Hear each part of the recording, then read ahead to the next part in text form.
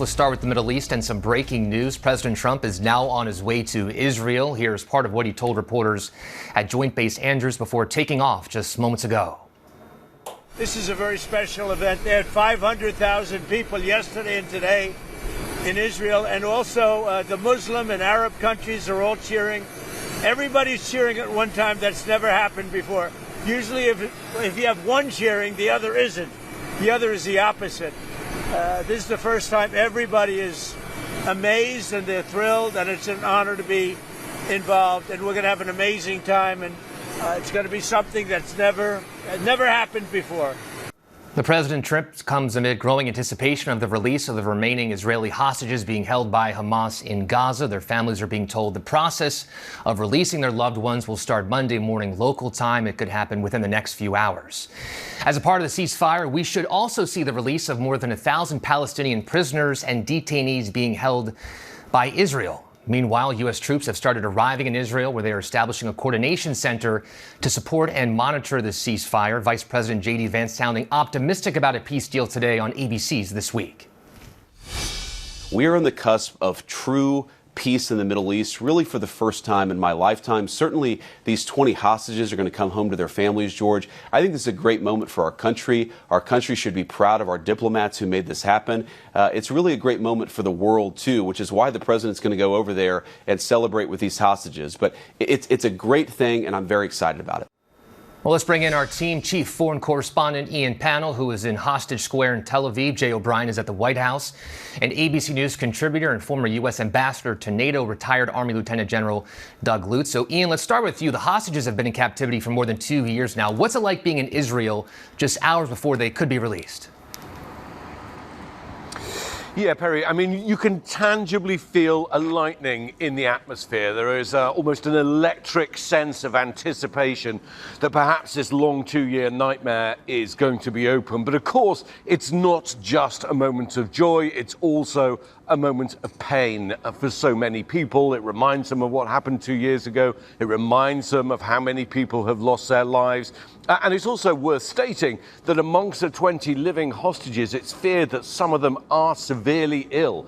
We saw notifications that have been issued by the Israeli government to the families of hostages, warning of the dangers of reintroducing food, calling it refeeding syndrome, which is what happens when someone's been severely malnourished. So they're going to be in a rough shape. They're going to need emergency medical treatment. And then we've got the bodies of 28 others. Now, not all of those will be released tomorrow. Contact has been lost with the locations where some of the Israeli hostages who had died were actually buried, and some of the people who buried them are no longer alive themselves. So we've got this international search team which will begin its job once the initial phase has passed. And then, of course, we've got this process of more than 2,000 Palestinian prisoners, some convicted, but many of them had been held without trial, without charge, by Israel, including women and children, and they will also get to go home, or what's left of their home.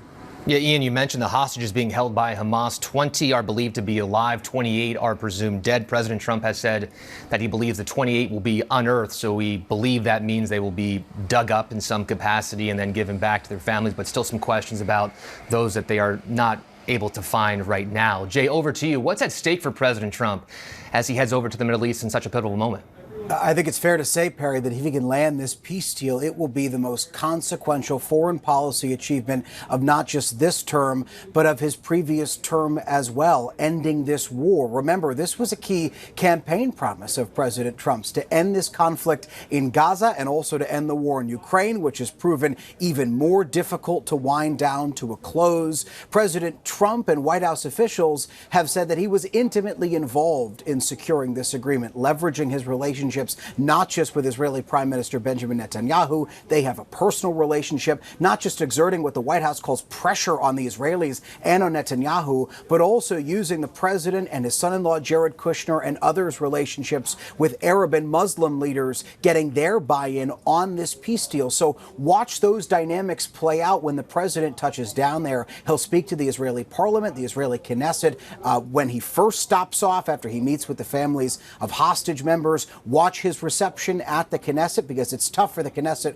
to applaud President Trump and applaud the peace deal he's delivered and then express skepticism about the deal. And then, of course, watch those dynamics play out with Arab and Muslim leaders when he meets in Sharm el-Sheikh at that peace summit that the Egyptian president says he and President Trump will host there.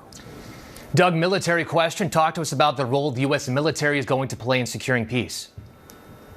Well, apparently the U.S. military will have some troops on the ground, probably in Israel, forming what the military calls a CMMC, a Civil Military Coordination Center. Sorry, I got that wrong, CMCC. And this coordination center brings together American military, probably Israeli counterparts, and very important civilian agencies like aid agencies and international observers and so forth. They will all sit in one sort of command center, coordination center, and look at the same picture portrayed by open sources, news reporting and so forth, but also by way of American intelligence. And from this common picture, they'll be able to determine how are these initial steps actually playing out on the ground. Have the Israeli forces withdrawn as prescribed? They'll watch carefully the return of the hostages, and most important, from a humanitarian situation, they'll watch the opening of the aid corridors. So that'll all be done by way of this coordination center. Ian, we know this is a delicate process. Once the hostages are released, do we know what happens next?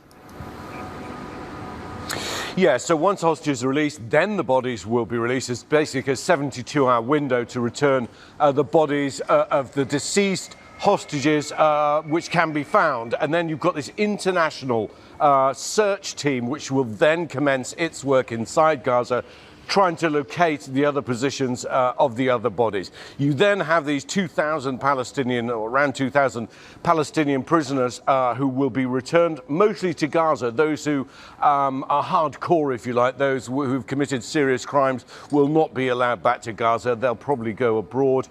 They'll be reunited with their loved ones. If they're still alive, they'll go back to their homes if they still stand. But we cannot overstate the level of destruction inside Gaza. Well over 80% of the population have essentially lost their homes. Our reporter who's on the ground inside Gaza, he also returned to his home, which was damaged but livable in. He said that many people who'd gone back up north basically couldn't find their homes. They can't even find their streets. It is all gone, and we're hearing this time and again. Their homes, their lives, their communities, their relatives have literally been ground into dust. So the scale of reconstruction is going to be absolutely enormous. Qatar and some of those other Arab and Muslim countries that President Trump has put together in this coalition have already volunteered to step forward with that. But that is going to take a long time. And even just going through the rubble, you know, over the last 24 hours or so, well over 100 bodies, Palestinian bodies, have been recovered from underneath the rubble. So again, for them, there is still this process of grieving, trying to move on, but this is going to be years in the undertaking. Yeah, Ian, while you were speaking, we had you in a side-by-side with Gaza, where people are walking around their neighborhoods where nothing's left, so major questions about their future. Doug, over to you. Vice President J.D. Vance says we are on the cusp of true peace in the region. Is he right? Well, at least the initial steps of true peace. You know, these first 3 or 4 steps, which are verifiable and which will play out in the next several days, are very important first steps. But because of the level of destruction that we just described, the follow-on steps will be much more complicated. So who provides the security in Gaza as the Israeli forces withdraw? Ultimately, who governs Gaza if it's not Hamas? And finally, who provides the reconstruction funding to deal with the devastation that is there now? The current situation is that the 2 million Gazan civilians basically are homeless. So there are major challenges in the way ahead. Doug, Ian, Jay, thank you for your time.